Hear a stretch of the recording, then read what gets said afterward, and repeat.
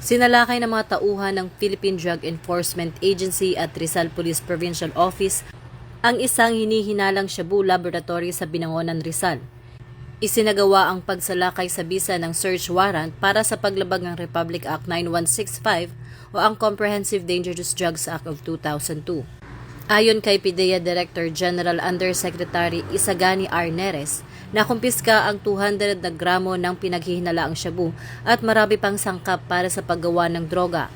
Kabilang ang humigit kumulang na 10 kilograms ng ephedrine, iba't ibang controlled precursors and essential chemicals na nakalagay sa mga galon at bote, at humigit kumulang na 20 kilograms ng iba't ibang powdered substance. Patuloy ang investigasyon ng PIDEA at PNP, lalo na't may ulat na ang suspected drug lab ay pinamamahalaan ng isang well-organized group ng foreign nationals na may tulong ng ilang Filipino.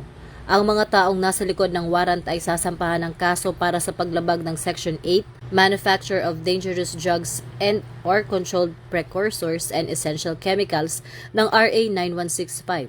Ang matagumpay na pagsalakay na ito ay isang malaking tagumpay sa pagpuksa sa mga pasilidad na gumagawa ng ilegal na droga na naglalayong putulin ang supply ng shabu sa rehiyon. Dahil ito ang bagong PNP para sa bagong Pilipinas, serbisyong mabilis, tapat at nararamdaman.